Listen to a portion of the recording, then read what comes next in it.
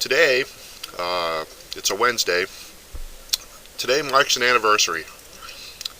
Few of you people have seen the video. It's just a short one, and have read the comments and description, so you know what I'm talking about. A year ago today, at around 10:30 in the morning, my wife and I were driving back from the coast, and some nut in a BMW, black one, came flying past us in the rain. And I thought, geez, what an idiot. It's raining out, got a big car, So as we passed over the top of one of the hills, the car had disappeared, and I made the off-the-cuff comment, I feel like I should be looking for his taillights in the ditch. Well, about 4 or 5 corners later, we found the car.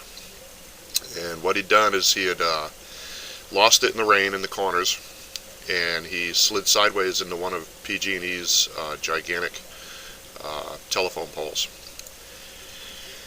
And my wife and I happened to be the first ones on the scene, and a lot of other cars that he had passed that were behind us caught up pretty quickly, so we weren't alone for very long. What we found was a car that was practically bent in half, as you'll see by the link to the video, and 4 people in it. The driver, 18-year-old guy named Jose, and 3 of his friends, 3 female friends of his.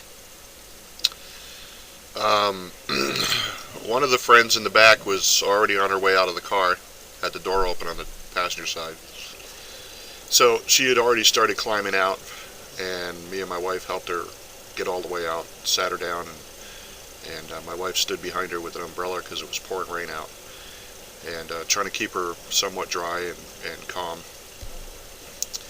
And the passenger up front suffered some major injuries, including a broken neck, which she was in a halo for the longest time. And the passenger on the left side in the back was jammed in there. She was wedged. She had her knee was all the way up against her chest. She had a broken hip, and her right foot was jammed down between the car body and the pole, which was part of the way inside the car. It's a pretty horrible thing to come up on. The driver, Jose, died on the way to the hospital. He never made it out. The other 3, they're actually doing pretty good. They've all recovered from their injuries, physical injuries. I believe her name was Jessica in the back on the left side. She found God, and that's no light statement, because these 3 friends of this driver were, in my opinion, a little on the rougher side of life, just having fun, typical, young adults, and to have that big of an impact on someone's life, to completely change the way they think and look at things, it's pretty horrible. I remember very clearly every day looking into her face, into Jessica's face, as she sat there screaming hysterically, and it's bothered me like you, I have no idea, for well over a year. I was going to go out to this crash site today to try to get this out of my mind for good. I don't think that just doing that, I don't think is going to do it. Just time is going to get it out of my head, finally, and maybe talking about it some more with people. To go out there today, it would be a long drive. It's about 2 hours from my house, 2.5 hours maybe, and it's just a spot in the road, I'd be losing a day's pay. I'd be pissing off my boss, so I think the best way I could deal with this is to realize that life goes on and try to get past it. So that's what I wanted to say today. It's kind of gloomy, I know, but in a way it's not really that gloomy, because yeah, we've lost somebody I didn't even know, but has really touched my life.